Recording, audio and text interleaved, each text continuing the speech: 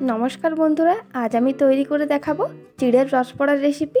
আর এই চিড়ের রসবড়াগুলো খেতে হয় অসাধারণ, আর প্রতিটা রসবড়া হবে নরম তুলতুলে, মুখে দিলেই মিলিয়ে যাবে, আর বানিয়ে নেওয়া খুবই সহজ। তো রেসিপিটা দেখতে থাকুন, আমি এই চিড়ের রসবড়া কীভাবে বানাই। আশা করছি আপনাদের ভালো লাগবে। চিড়ের রসবড়া বানানোর জন্য এখানে আমি এক বাটি চিড়ে নিয়েছি। এই চিড়েটা এবার আমি খুব ভালোভাবে জল দিয়ে ধুয়ে নেব। তো এখানে আমি চিড়েটা ধুয়ে নিয়েছি, তারপর এখানে একটুখানি জল দিয়ে চিড়েটা আমি 10 মিনিট মতো ভিজিয়ে রাখবো। সেই 10 মিনিটের মধ্যে আমি এদিকে একটা চিনি শিরা তৈরি করে নেব। তার জন্য নিয়ে নিয়েছি এক বাটি চিনি। যেই বাটি মেপে আমি চিড়ে নিয়েছিলাম সেই বাটি মেপে আমি চিনি নিচ্ছি। আর দিয়েছি 2টি এলাচ ফাটিয়ে, আর দিয়ে দিচ্ছি এক বাটি মতোই জল।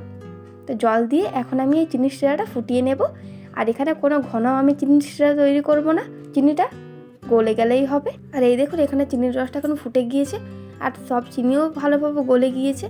তো এবার এখানে এই চিনি শিরাটা তৈরি হয়ে গিয়েছে। চিনি শিরাটা আমি ঢাকা দিয়ে এক সাইডে রেখে দিচ্ছি।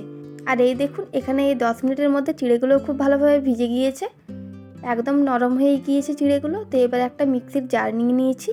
এই মিক্সির জারে এই চিড়েগুলো নিয়ে নিচ্ছি, আর নিয়ে নিচ্ছি সামান্য একটুখানি লবণ।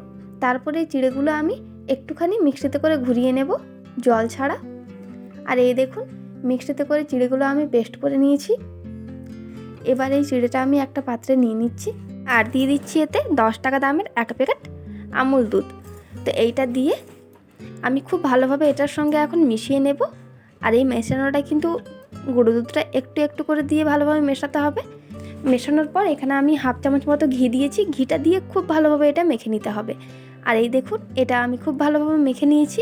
তারপর এখান থেকে একটুখানি হাতে নিয়ে এরমভাবে গোল করে, এই দেখুন এরমভাবে একটু চ্যাপ্টা করে দিচ্ছি। আর এই দেখুন, এখানে আমার একটা রসবড়া তৈরি হয়ে গিয়েছে। আর এইরমভাবেই আমি সবকটা রসবড়া তৈরি করে দেব। আর এখানে রসবড়াগুলো ভাজার জন্য কিছুটা তেল আমি বেশ ভালোভাবে গরম করে নিয়েছি। আর এখানে সবকটা রসবড়াও আমি তৈরি করে নিয়েছি। তো এইগুলো এবার আমি এই গরম তেলে দিয়ে দেব। আর এই রসবড়াগুলো ভাজার জন্য কিন্তু তেলটা খুব গরম করে নিতে হবে, হালকা তেলে এইগুলো দেওয়া যাবে না। তো এক পাশটা ভাজা হয়ে গিয়েছে আমার হালকা করে। এবার খুব সাবধানে আমি উল্টে নিচ্ছি। এক পাশটা ভাজা হয়ে যাওয়ার পর আমি আরেক পাশটা উল্টে নিচ্ছি। এবার উল্টে পাল্টে এইগুলোকে খুব ভালোভাবে লাল করে ভেজে নেব। আর এই দেখুন, এখানে আমি খুব ভালোভাবে লাল করে ভেজে নিয়েছি। তো এখানে আমার রসবড়াগুলো ভাজা হয়ে গিয়েছে। এবার তেল ঝরিয়ে এবার এগুলো আমি তুলে নিচ্ছি। রসবড়াগুলো তুলে পর আমি চিনি শিরার মধ্যে দিয়ে দিচ্ছি। আর এই চিনি শিরাটাও কিন্তু একটু হালকা গরম থাকতে হবে। তারপর আমি এই রসবড়াগুলো চিনি শিরার মধ্যে আধ ঘন্টা রেখে দেবো। চিনি শিরার মধ্যে আধ ঘন্টা রাখার পর দেখুন রসবড়াগুলো এখন কতটা সুন্দর হয়ে গিয়েছে। আর দেখুন, প্রতিটা রসবড়া হয়েছে নরম তুলতুলে। তো একটা আমি কেটেও দেখিয়ে দিচ্ছি, দেখুন কতটা সুন্দর হয়েছে। আর এইরকমভাবে চিড়ে দিয়ে রসবড়া বানালে খেতেও হয় অসাধারণ।